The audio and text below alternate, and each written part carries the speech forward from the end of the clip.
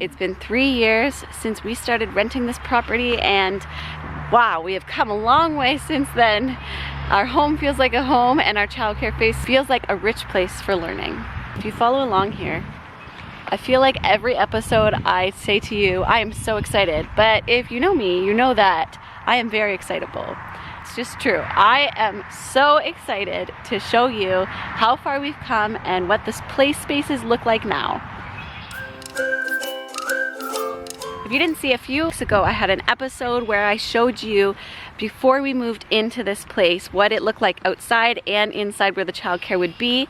And so if you haven't watched that yet, maybe go check that out first. That could be fun. This is a full episode, so don't go anywhere. I could really go for some Diet Coke or something tonight. Pause it first, go to your kitchen, grab your favorite drink. That would be tasty. Or like a whole bag of chips to myself. Like, delicious. Anyway, find a snack.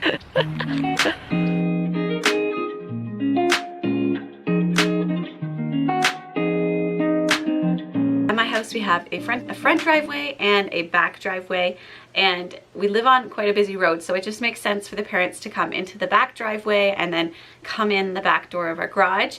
And this works out perfect because they walk into the garage and then there's a door that leads directly down to the childcare space, and so the parents don't actually have to walk through my house to get to the childcare. A short little hop, skip, and a jump from our back garage door, we walk over to our play yard. This is a space we created that is designated for children's play. You know, when I say we, I mean I predominantly operate the business by myself, but my husband is my best friend, the person who helps me with bouncing ideas around, and if I have a dream and a plan, he is my person who executes it with me, or for me. Okay, some projects are 100% him, but my idea. Anyway, back on track. We built this play yard space together. And we built it with a few things in mind. Number one, I wanted it to be a space that is large and expansive. It doesn't feel like you ever don't have enough space. Two, I really wanted it to be an organic shape. I didn't want it to come across feeling like a fenced in area that is like a pen for animals. I really wanted it to feel a space you want to be in, and it doesn't feel restrictive, but yet it's still posing that safety boundary for the children. And number three, I wanted it to be pleasing to the eye. I didn't want just any old fencing. I wanted it to be nice looking, and I wanted it to feel natural. We bought these cedar rail fence posts from a neighbor and built this into the shape we wanted and created this sort of magical space to play. Let's walk through it, shall we? One of the things you'll notice in this space is we have various types of ground surfaces. So you will see a large concrete pad, there's grassy areas, we have a sandbox as well as gravel and soon to be wood chips and dirt floor, kind of a forest floor area. Just like we have shelves with toys on it inside, we also have shelves with toys on it outside. In these bins along the top, I have items such as art materials, paint, marker, papers, clipboards. Another box has chalk, another box has bubbles, and another box has books. And then I have things like birdseed and Kleenexes and wipes and all those kinds of things. You'll notice lots of loose part materials and natural materials. So I have seashells, there's a basket of boats, animals, there's different cars.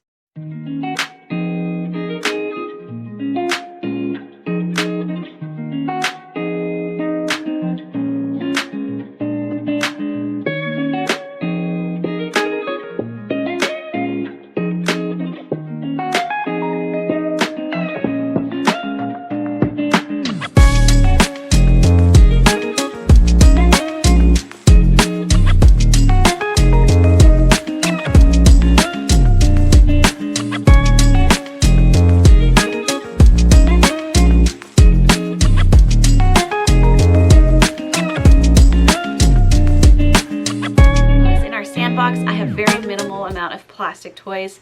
There are real pots and pans, real kitchen utensils, as well as metal buckets, metal and wooden shovels, recyclable material. Within these two baskets, what I actually paid for versus what was given to me or just found or used, I couldn't use in the kitchen anymore.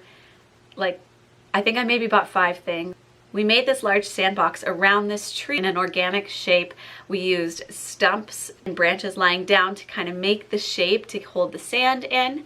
And amongst the stumps, we added a very simple mud kitchen.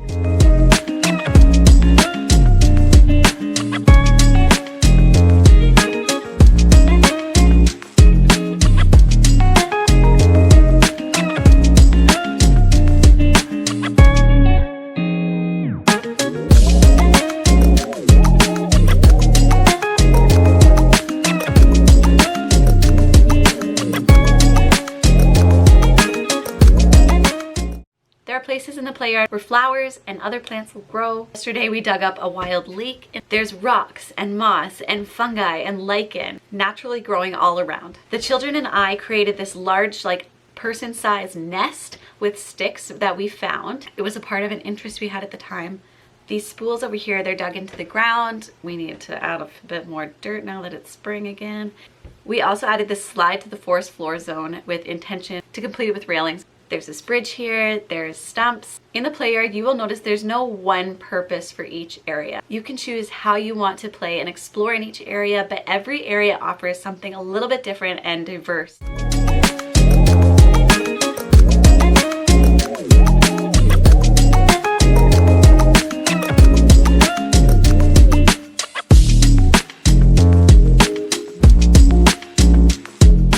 This area over here is very intentionally open and grassy so that children can run with no obstructions to run into or trip over, and it's just a big open space. Children can feel like they're lost in the space.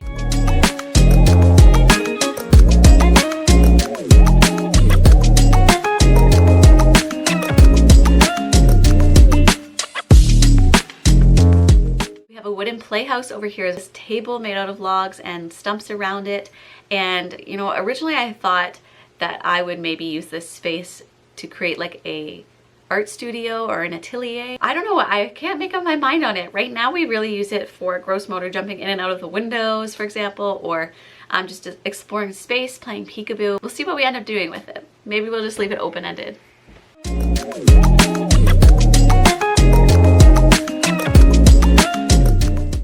This table-like structure over here is sometimes where I'll put bins with water or other sensory materials, or sometimes we will just use it for, you know, jumping on, jumping off of, going inside of, exploring space. Over here we have some large logs and a log tractor that was built, and we primarily use this zone for gross motor exploration, but also a lot in our imaginative play. Back here we also have wild strawberries that grow in the ground, and they're just so tiny. Usually it's like at the end of a very long summer day, they'll just lie here and look for all the tiny little strawberries. So fun to see these bright red berries in the grass and know we can eat them. Beyond the play yard here, we have what was a wood shed that we turned into half of it a chicken coop and the other half is storage. Before I was a licensed home childcare provider, we could go in and collect the eggs every day and feed the chickens and touch the chickens.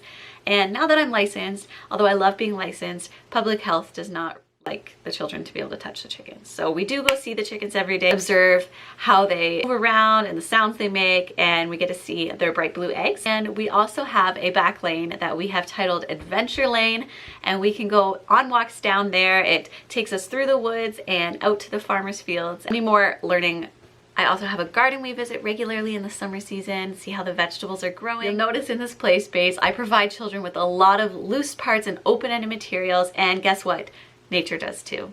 All right, shall we head inside to check it out in there? As we head into the garage, there's a place for children and parents to drop their shoes before they head down into the childcare. If you've been following along with me in these YouTube episodes, you will know I was working on upgrading our kitchenette in the basement. My childcare does primarily take place in the basement when we are not outside.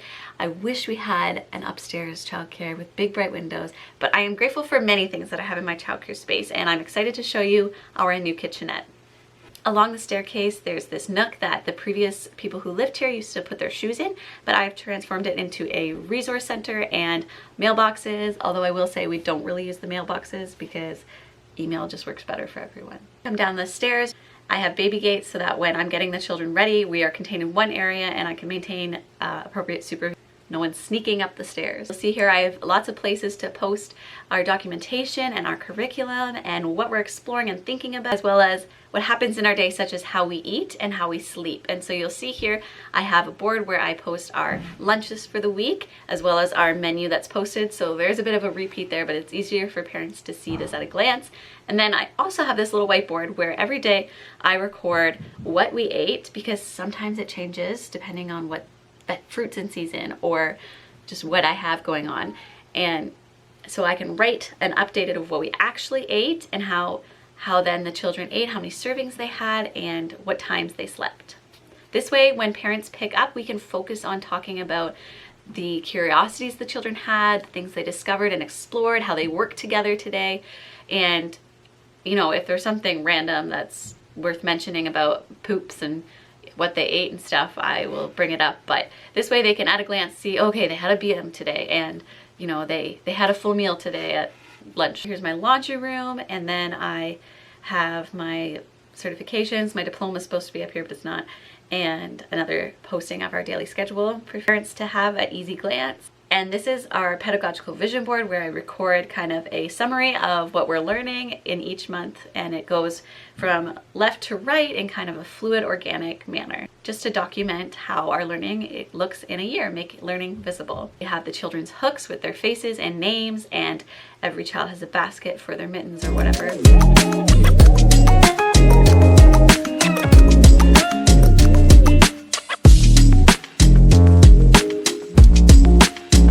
Whiteboard over here and these clipboards host the documentation and curriculum forms of information I need to bring to parents' attention or random notes that come up along the way.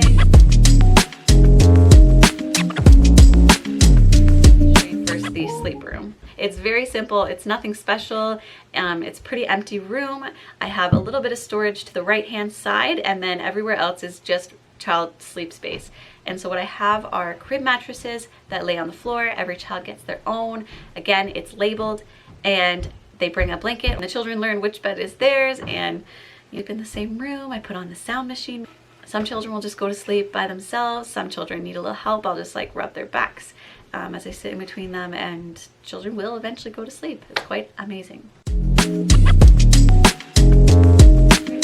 the main playroom area.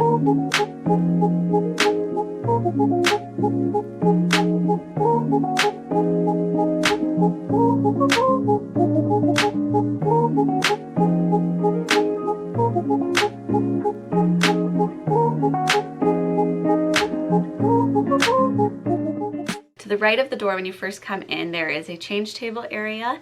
Every child has bins above with their names labeled for diapers and wipes and cream, as well as a drawer in the dresser for extra clothes, extra diapers. I have this whiteboard to just make note of how the children did with their diapering or toileting that day. Above, I just have extra wipes, their sunscreens, and random supplies.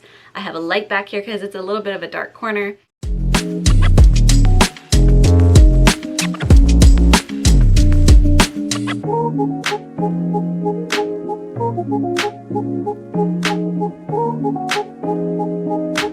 I have a fire extinguisher in this area, and in the drawers I have my blue cleaning cloths in the top drawer. This is for sanitizing, cleaning, and wiping down the change pad, wiping down tables and toys and all that sort of stuff.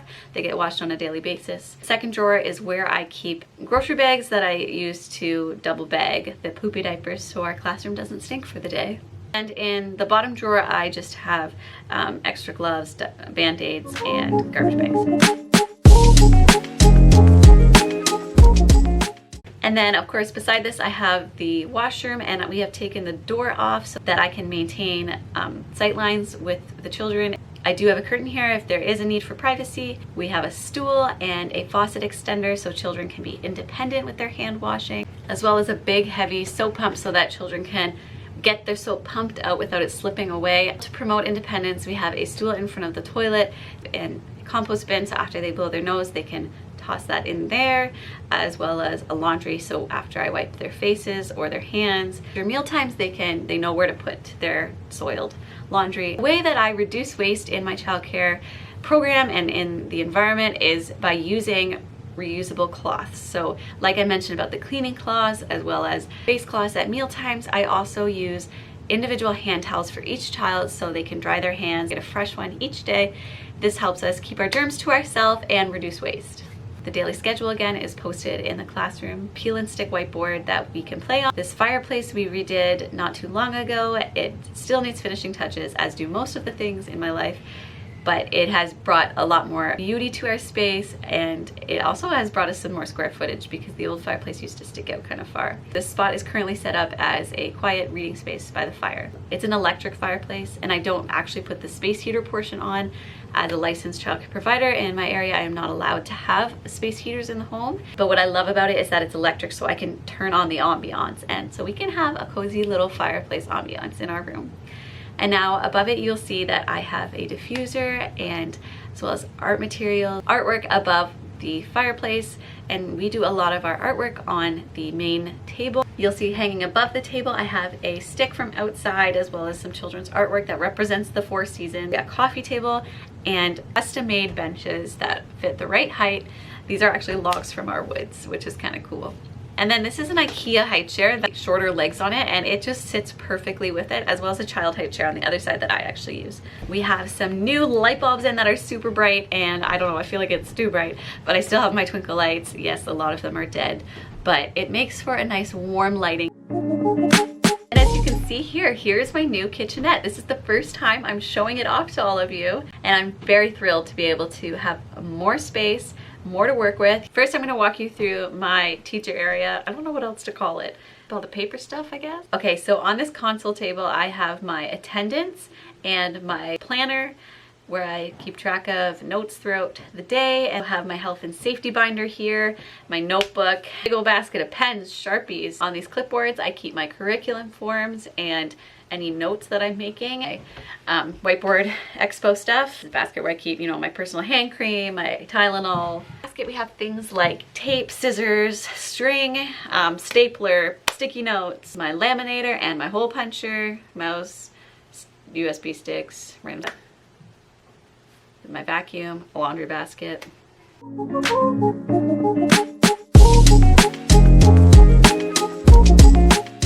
And in this drawer, it's very unorganized. Right side, junk. Left side, plastic sleeves and lamination paper. Shall we go through the kitchenette now? And note, if you watched my previous video where I talked about creating a sink without plumbing, I have a plan to do that, but I've changed directives again. Now, you're learning about me that I have big ideas, and sometimes I change my mind on those big ideas. I'm kind of indecisive. So we're going to come back to that. So make sure you keep watching my episodes every Wednesday. This is the cupboard where I keep bowls, plates, and cups. On top of the microwave, I have plastic placemats, and this is what we use for eating. It gives the children their own little space to eat, and sometimes I just put the snack or lunch right on top of the placemat, and then I just wipe it clean, and it reduces the amount of dishes I have to do because I don't have a dishwasher. Water bottles, and then I have the hot water kettle and my sanitizer here. This is like 2 days new, so I still haven't figured out exactly how I want everything set. And then look at this ginormous counter space I have. It feels so good. I can work up here, prep food up here, and still have lots of space. Utensils and such, it's pretty much identical to how I used to have it. We have green bin bags, plastic baggies. Second drawer is where I have face cloths, bibs, and extra towels and such. Third drawer is still empty. Fourth drawer, water bottles. There's like paper plates in here, more random stuff. This looks like 3 different cupboards, but the first one is actually just a panel that is not openable. And then the double doors opens it up to the whole space inside. And that's currently right now, I just have my recycling bin in there. And you can see here where I need to like sand and repaint after I re-put the shelf up again. But on top of the shelf, I just have a bucket with hand sanitizer spray and dish bin with dirty dishes. And then above this, I have my snack cupboard. Beside the kitchenette, I have this space where I keep my binders that have, the children's files and stuff in it.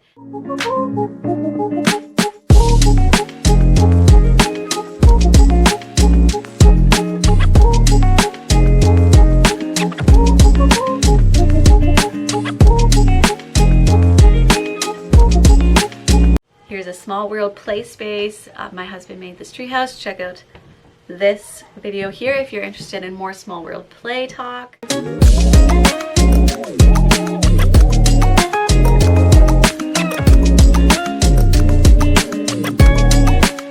have what we call the circle carpet. carpet. It is a carpet in the shape of a circle.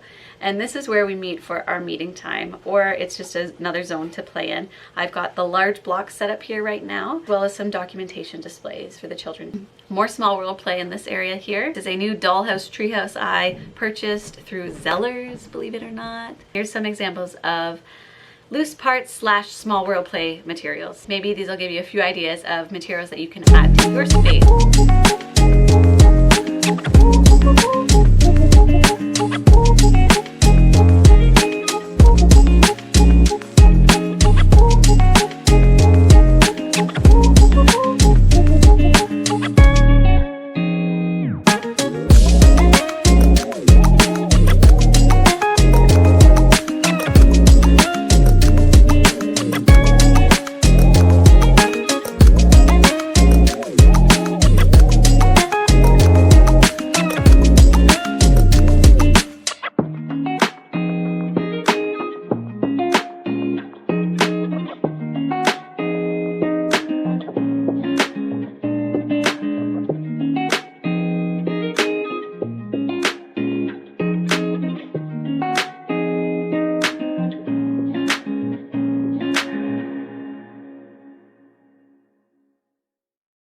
Okay, up on these shelves over here, I have our art material, and then this is more play spaces for the children. This is an area where they can build with blocks or other things.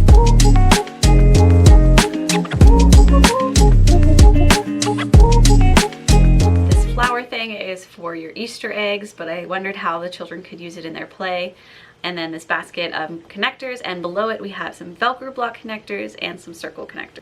Large wooden blocks, always an open-ended, what can we do with these blocks? They're always out, they're always an opportunity for some sort of learning. Sensory bottles with various materials and candle lids, other household objects, just to see how can the children use this to explore and to engage in their learning and their play even further.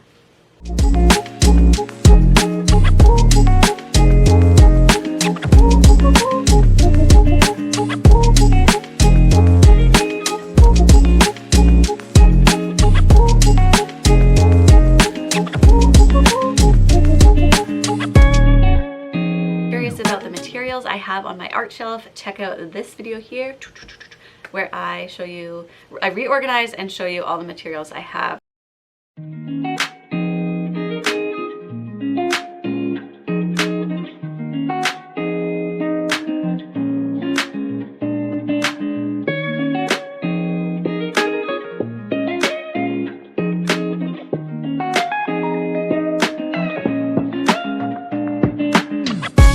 Working on building my book collection. Here's another video if you're curious about how I organize my books for an emergent curriculum style classroom.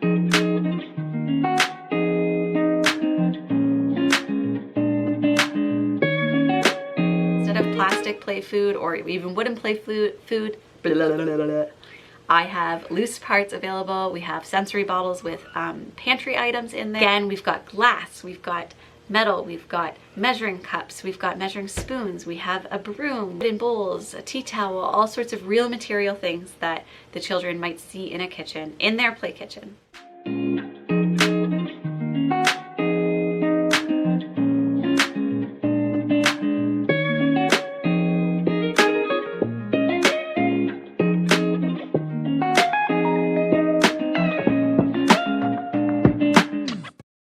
In these mason jars, I have all sorts of tiny loose parts. These I mostly pull out for Play-Doh and such with older kids. Most of these are choking hazards for the younger children. This is my family tree here where I have all the family's pictures and the children can see their family at any time in the day, and it just has us all together in a lovely tree. It's a nice centerpiece for the back of our room. Underneath it, we have the light table, which actually projects a beautiful light onto the tree. You'll see in my space lots of children's artwork and real artwork on the walls and at child height, not up high where they can't even see them.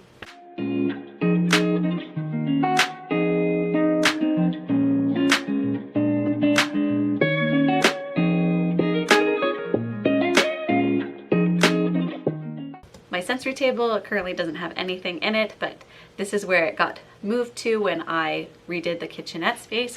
So we'll see how we like it there. And right now our treehouse is being used mostly for spatial exploration. Right here we have a shelf on the wall that has things like scarves, trains, more candle lids. Below it I have a Himalayan salt rock lamp and balls. So here's my whole childcare space. Take a look.